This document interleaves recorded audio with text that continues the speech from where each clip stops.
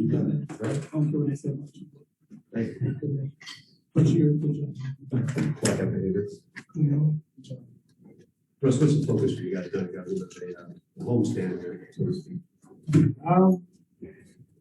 I take care of business. Really, you know, we understand being home, but it doesn't mean that teams are going to come in and give us games. It'll take a long ways to be able to, put one win together, not worry about our entire schedule to take care of that game and try to find a way to get a win.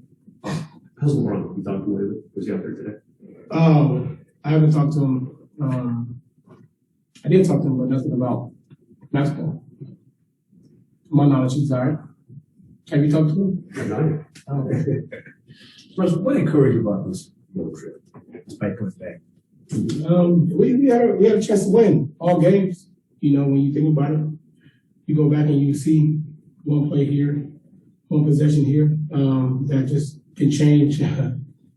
Just being locked in on one stop, one little mishap changed the game. We put ourselves in every game, in my opinion, other than probably Philly. But every other game we had a legitimate chance to win. Russ is the only guy who's played in every game for this team. Is it difficult to kind of center yourself as the lineup just keeps changing around you, and with AD coming back, here's another setback with LeBron? Is it hard to kind of stay grounded with all that? It is what it is. Nobody, as much as people don't want to talk about it, or the reality of it is happening, and you have to adjust, and that's reality. But nobody actually cares about that anyway. It just matters if we win the game or not, no matter who's in the lineup and who's not. And that's how we got to look at it. Unfortunately, we don't know some nights who's in, who's out. And that's for me. You just kind of got to focus on what I can control, and that's me personally, what I try to do. Russ, kind of the epitome of it is what it is. You guys are 24 and 27, ninth in the West. Is there a point where that becomes a factor in your guys' thinking? Like, is that something you guys are thinking about at this point? Is the record just going to be what it is at the end of the year? I mean, how do you look at things like standings and record? It don't really change much for me, honestly. Last year this point was 15 and 32 at one point. We didn't have a chance to make it. But it's your mindset. You just gotta always believe that you can do something that people think you can't. And to me, once we create that mentality amongst each other, regardless of who's in, who's out, then our spirit of our team, spirit of the way we play the game will be different. And regardless of what the record, in the midst of having fun and playing, you kind of forget about the record. It doesn't really matter. It just becomes a conversation that people like to have, and expectations that, like I told you guys last time, is expectation that people put on us in the start of the year based on our talent, based on our team, expecting us to be at a certain level or have a certain record at this point. And for us, it's just make sure we're creating games and make sure our energy is right, moving in the right direction. In the aggregate, has this season been fun? There have been moments. But not entirely. Losing is not fun. So, but there's been some fun moments, on the floor. Talking about us. You're talking about what? Talking about us. That is definitely a fun moment, I think, for the rest of the guys, but not so much for so. The numbers have shown that since the Indiana game, you played better, or at least you played better basketball than you played numbers-wise earlier in the year. Is there anything that stands out to you about how you've been playing? Just taking my time, focusing on what I can control, focusing on me, and making sure that I'm playing the right way, playing the right basketball, making the right plays, trying to be effective and efficient along the way, and that's all that I've been focusing on, throughout whatever many games it's been. Not to make more of this one conversation that was, but the start of that stretch was the Orlando game, and there was a conversation with Shaq, and I think he said that it was taking your time to kind of his message. Did that resonate at all? It was just some of changing speeds and different things. And when somebody like Shaq is seeing and watching the game, I'm always big on listening and listen to my elders and listen to the ones that were before me. And, Shaq was giving me some good advice on just changing speeds in different times, coming to foot, which was very helpful, not just in that game, but as I watch myself moving forward, but, try to continue doing that throughout, the rest of the year. I just got one more view. It's completely non-related to this season, but we're looking back at some of the better, most notable individual performances in NBA history considered the 70th anniversary. So I want to ask you about 2017, your MVP season, game number 80. You beat Oscar Robertson's single season triple-double mark with a 50-point triple-double, including a game winner against the Nuggets. Anything about that game stand out to you? Yeah, we eliminated the Nuggets and they didn't make the playoffs, but we won. That's right. That was the biggest standout for me. Other than the record in itself, but just being able to, do that with a group of guys that we had, young, fun group, amazing season to be able to do it at that moment, with a game or so left on the road was special. And it was a good overall, moment experience, not just for me, but for, my guys and the teammates and the organization as well. Do you look back to that game at all in terms of like your most memorable performances you've had in your career? Yeah, that's one of them for sure. Russ, Bill was asking about the standings a little bit. I'm curious, the numbers from the top teams for us, I think like 17 or something like that. But because of sort of this idea of what this team could be, when it gets whole, does it feel like that far? Does it feel more in reach, kind of the top of the Western Conference and competing with those teams more? I mean, it's always in reach when you get to the playoffs. 0-0-0. Is that this team's mentality? I don't know.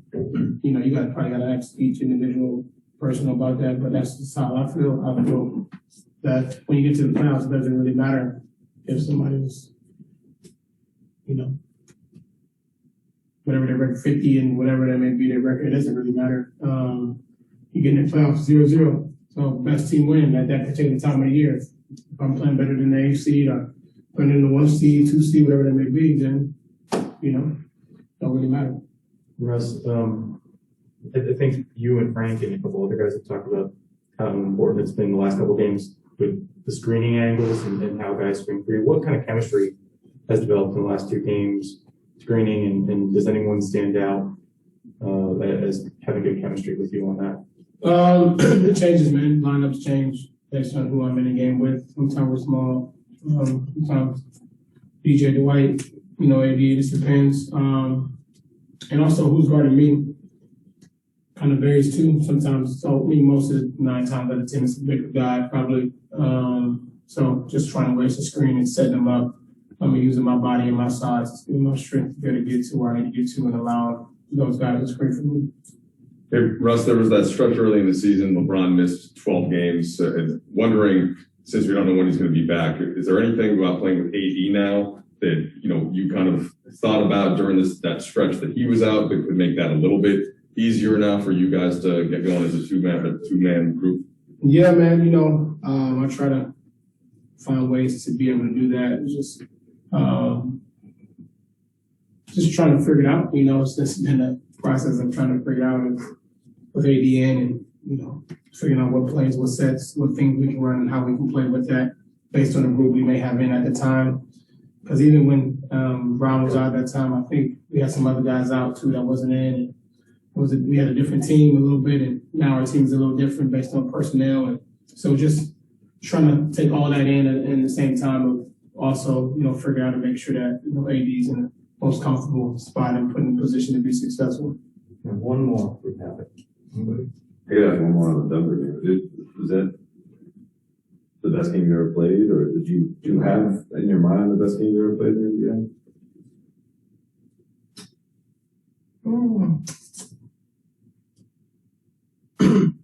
The best game I ever played,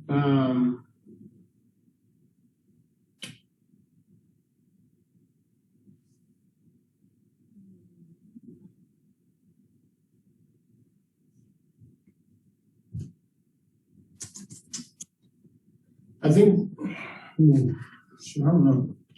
Best game I played, I mean, I don't know if that's it, but maybe my first.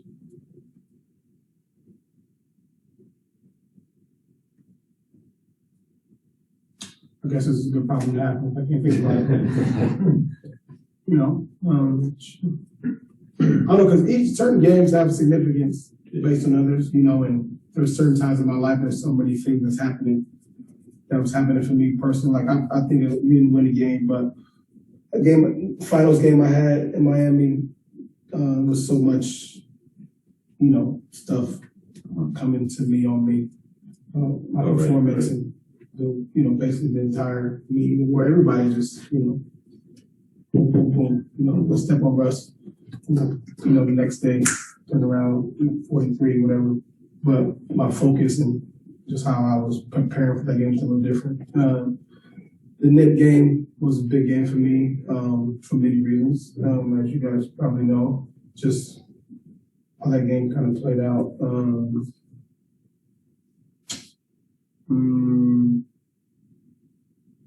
Game in Orlando, I had a game in Orlando. Like 50-something, triple-double in overtime. They were like pieces in there, or the year after that, one or two. It's a good game. So that was the most, though. You would. Yeah, I mean, I could go all day. If you want. No, well, sure, but I'm just saying. Am I picking I got some games. we picking the wrong one. There's some things that people ain't. UCLA, But if we last year, 35, 20. if we were gonna pick a Russell Westbrook game to put on that list, is that the wrong game to pick? No, but I got, you know, Indiana last year, all three of those Indiana games last year, you know, 35, 20, I don't know, you know. 20 game? Yeah, you know, 35, 20, 15, No, yeah. 15, 15, 15. 20, right? Yeah, let's keep talking about it, man. Whatever it was. Got many games, right? I'll stay back here. Yeah, we can talk about it. It was just last year, Mike. Two games from last year, bro. You got it. Yeah. Games you want. Let's get over, huh, Dave? Thank you. Good idea for a series. Yeah. Love it. Thank you.